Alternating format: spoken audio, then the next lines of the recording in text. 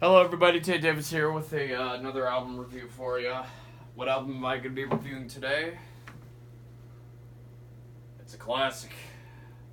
John Coltrane, My Favorite Things from 1961. His first album, I believe, with the classic quartet of John Coltrane right here on tenor and tenor and soprano saxophone. McCoy Tyner on piano, Steve Davis on bass, and the wonderful, very talented Elvin Jones on drums. So this is a reissue. Actually, I'm not sure when it was. Oh, from 24. Yeah, this is a 2014 reissue. We got the front cover right here. Got the both new and the original liner notes upon its release in '61.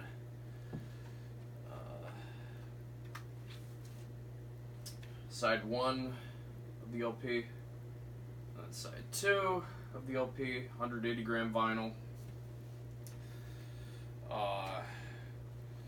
It was recorded, I believe, at the Van Gelder Studios in New Jersey.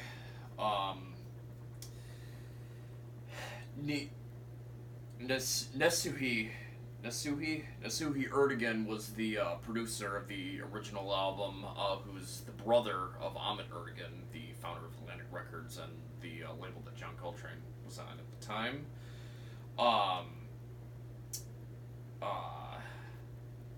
Yeah, let's go ahead and get to the music. So, like I said, John Coltrane was just coming into his own. He had just played for Miles Davis on the Kind of Blue album a couple years before, and then before he played on the Kind of Blue album, he had played with Miles Davis for a while beforehand. So John Coltrane had an identity established as a great saxophone player already, and he teamed up with, like I said, McCoy Tyner, Steve Davis, and Elvin Jones to create the classic John Coltrane Quartet. And they recorded this album, and let's go ahead and get to the music. So side 1, or side A, opens up with the title track, My Favorite Things, from The Sound of Music, obviously written by Richard Rodgers and Oscar Hammerstein II. What can you say? It's a waltz. Both John Coltrane and McCoy Tyner take extended solos on this one. It lasts for nearly 14 minutes. Every second of it is awesome. The rhythm section of Steve Davis and Elvin Jones is really keeping that pocketed, and Elvin Jones flourishing around the sounds of the different sounds that Coltrane and McCoy make on their respective instruments. I like at the end where Coltrane, I think it takes out the soprano sax and he goes, just gives it so much character. And the solo section, I think, is a vamp between an E major chord and an E minor chord, which I think is really cool, and that gives it a reason for the quartet to expand it into a nearly 14-minute long version. Anyway, it's a classic recording. I love it. Absolute 10 out of 10 for me. Side A, track 2. Closing out side A is a version of the Cole Porter tune, Every Time We Say Goodbye. A nice ballad that goes into a double time swing feel during McCoy Tyner's solo. Excellent. Great brushwork by Elvin Jones on this one. Just very relaxing after sort of the bombast we heard before on the title track. Flip over the vinyl to side B. Opens up with the George and Ira Gershwin classic, Summertime, from the Porgy and Bess opera.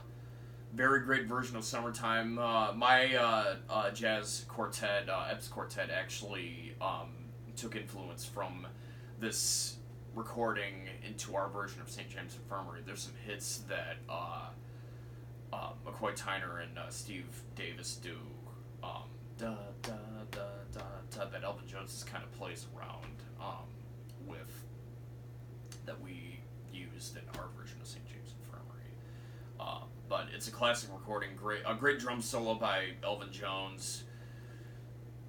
You know, not a sloppy note anywhere that he plays. You know, the John Coltrane Quartet were really loose and really tight at the same time. They just knew each other really well. And Elvin Jones, man, this is where he shines really a lot on their version of this recording of Summertime, and obviously a great solo performance by John Coltrane too.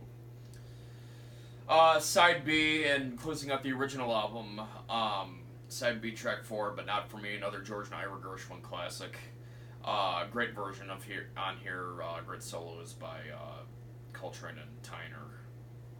What else can you say? It's awesome. And then, as a bonus track on this remaster, we have John Coltrane original called Like Sunny that was recorded before the sessions for this album, and it features the same lineup except Billy Higgins plays drums instead of Elvin Jones for some reason. And it was this particular track was recorded in Los Angeles rather than Jersey. And I might be wrong. I'm pretty sure that this album was recorded at the Van Gelder studio in New Jersey, but I might be wrong. You can correct me in the comments below. It starts off with a little bit of a Latin feel, and then during the solo section it goes into a swing feel before going into a Latin feel when they play the head out. But yeah, really cool tune. Not very long. The shortest song on the album at 4 minutes, but a great Latin swing feel tune.